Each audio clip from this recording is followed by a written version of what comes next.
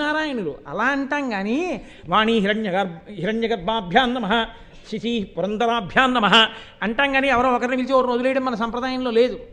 అందుకే పిలుపుకి కూడా అంత మర్యాదగానే పిలుస్తాం. మనం పిలిస్తే వేసినా అంత మర్యాదగానే వేస్తాం. శ్రీమతి మరియు శ్రీ అని. మన జాతి సంస్కారం అటువంటిది, దానికి ఉన్న వైభవం అటువంటిది. కాబట్టి ఆ పార్వతీపతి ఉన్నాడే, ఆ పార్వతీ పరమేశ్వరుల యొక్క పాదముల వంక చూస్తూ, ఆ పాదముల సేవ చూస్తూ గంధం అలదాలన్నా, పూజ చెయ్యాలన్నా లలితా సహస్రంతో 1000 పువ్వులు వేసేసి, శివసహస్రంతో 1000 పూజలు వేసేసి, 1000 పువ్వులు వేసేసి, గంధం అలది కుంకుమార్చన చేసేసి, ధూపం వేసేసి, ఎన్ని చేసినా అయ్యో ధూపం దగ్గరికి వచ్చేసానా, మళ్ళీ ఎప్పుడు చేస్తాను పార్వతీపతి పూజ, మళ్ళీ సాయంకాలం కూర్చొని చెయ్యాలి అనిపిస్తుందా ఆనన్నయ? ఏమిటో నాకు ఆ పార్వతీపతి పూజ అంటే అంత ఇష్టం. అంటే ఆయన విష్ణుద్వేషికాడు. ఆయనకి శివుని యందు అనురక్తి, కానీ రాజరాజ నరేంద్రుడు విష్ణుద్వేషికాడు. అది భక్తి అన్న మాటకి పరిపూర్ణమైనటువంటి నిర్వచనం. కాబట్టి నాకు ఆ పార్వతీపతి పాదములను ఎప్పుడు పూజ చేస్తానా అని ఉంటుందయ్యా. సంతత దానశీలతయు, ఎప్పుడూ దానం చెయ్యాలి.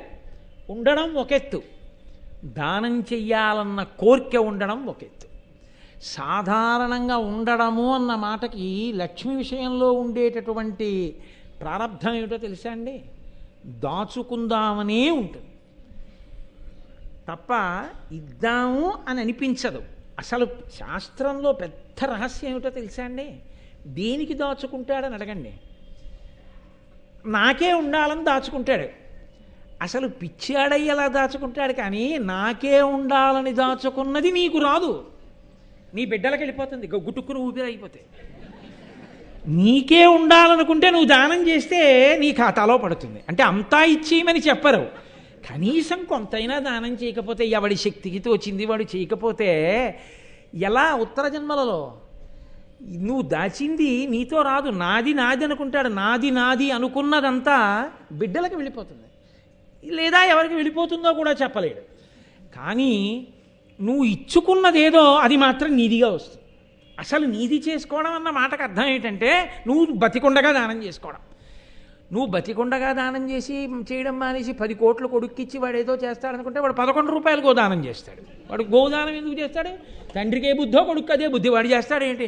బతికుండగా నువ్వు చేయింది చచ్చిపోయా కొడుకు చేస్తాడా? అందుకే దానం చేసేటప్పుడు కొడుకుని దగ్గర పెట్టుకోమన్నారు, పెద్దల శుశ్రూష చేసేటప్పుడు తల్లి కూతుర్ని దగ్గర పెట్టుకోమన్నారు. పెద్దల శుశ్రూష ఇలా చెయ్యాలన్న మాటని తల్లి కూతురు